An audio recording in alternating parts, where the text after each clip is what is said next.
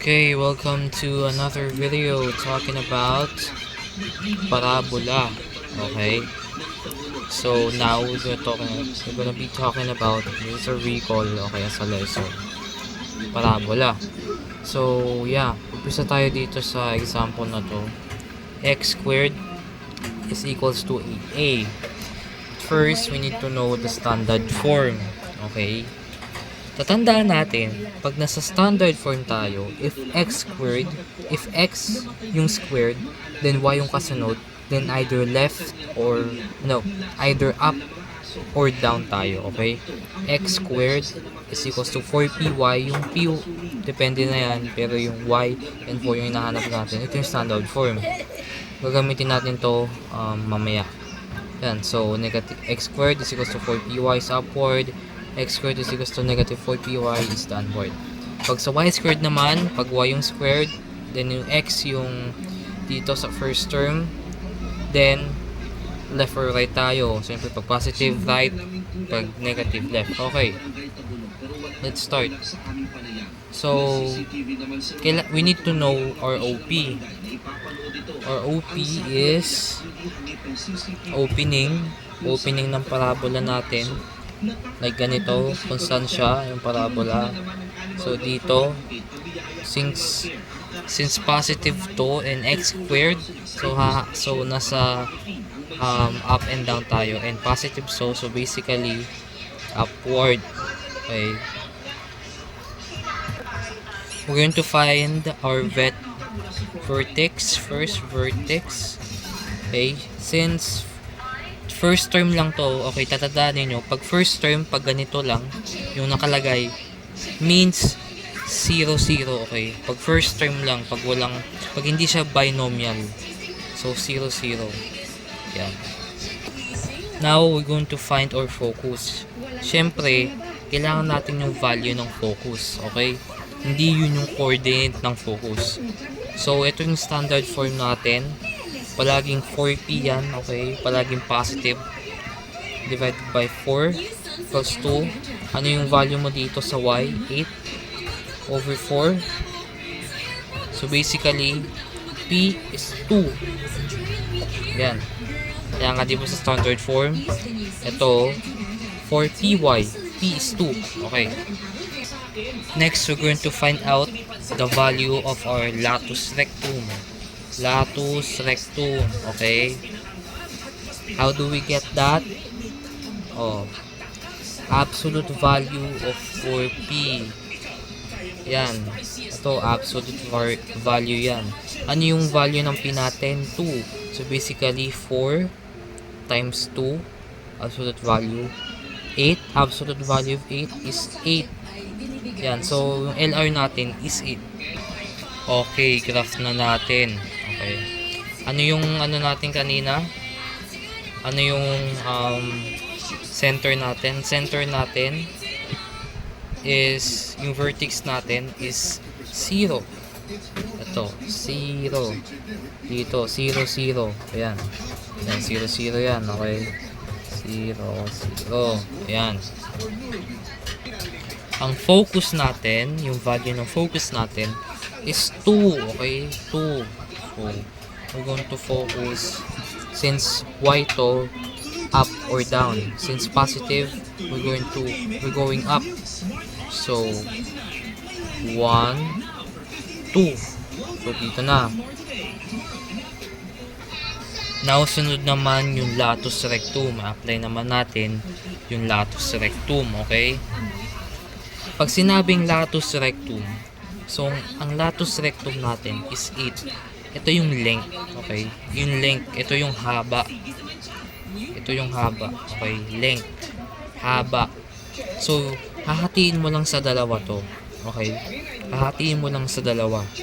Pag 8, divided by 2, 4. Since y tayo, we're going, di ba sinabi ko kanina length? So, ibig sabihin, x-axis siya. X-axis, since itong LR natin is x-axis. Kasi, andito na yun, ito na yung given nyo, x squared. So, yung latus rectum natin is X. Nasa X-axis. Apply na natin yung latus rectum. So, sabi ko kanina, hatiin natin left and right. Nasa X-axis. Kasi X-axis yung squared natin. Okay. Depende pa rin yan. So, 1, 2, 3, 4. 1, 2, 3, 4. Ito na. 1, 2, 3. Ito, dito. Ito yung latus rectum natin. Ito yung length. Pag linas mo to, 4 dito, 4 dito, is equals to 8.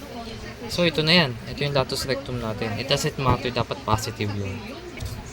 So, ito na yung ito na yung focus. Ito na yung focus natin.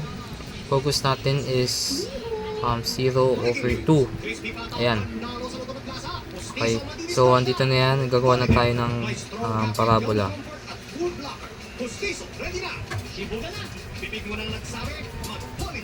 Yan yung parabola natin. Okay. Ito yung parabola natin. Yung LR natin, latus rectum, yung coordinates, hindi na yung value. Negative 4 dito over 2 and 4 comma 2. Ayan. Ayan na, LR natin. Sunod naman is yung directrix. Diba nga, pag directrix, opposite ng focus. Nagmula tayo dito sa vertex para kunin yung focus pataas. Ano yung kabaliktaran nun? Kanina positive. Negative, pababa na. Ito yung directrix. The opposite direction of your focus. Okay? Opposite direction. Kung saan yung yung focus mo, baliktarin mo lang yung sitwasyon, baliktarin mo lang yung lugar niya, kung positive ba siya or negative whatsoever. So yeah, ito yung directrix. Okay? 2 din kasi 2 yung focus natin. Yeah, directrix. So, directrix is y is equals to 2. Next, hanapin naman natin yung AOS or axis of symmetry. Pag sinasabing axis of symmetry, tatandaan lang natin, ito yung humahati sa parabola natin. Ito yung humahati sa parabola natin into 2 equal parts. Ito yung tip ko, guys. Pag hahanapin mo yung AOS, kung ano yung square dito, X na din yun. Kung Y square dito, Y yung AOS mo. Yung axis of symmetry. Since ito yung axis of symmetry mo, kasi ito yung humahati sa parabola mo, ayan o, 0, 0. So, X is equals to H. Ano yung H mo? Pwede mo din siya hanapin dito sa sa vertex mo. Sa vertex, okay. Sa vertex mo. Since H to, ito, H, ito yung K. Pwede yan. Pwede naman yan. So, vertex natin is H, 0. Edi 0, X is equals to 0. Ang shortcut dito, hanapin mo na lang dito sa vertex mo. Okay? So, yun na. Hinanap natin yung opening, yung vertex, yung focus, yung latus rectum value, focus value, tapos yung standard form. Ito yung AOS, yung mahati sa parabola. Pwede mong hanapin dito sa coordinates mo, sa vertex mo. Then we found the LR coordinates. Then the directrix, which is the opposite of the focus. Kung hahanapin mo yung directrix, opposite na ng focus mo. Okay? Kung anong bilang ng of focus mo, yun yung bilang ng directrix mo, pero baliktarin mo yung sitwasyon. Okay?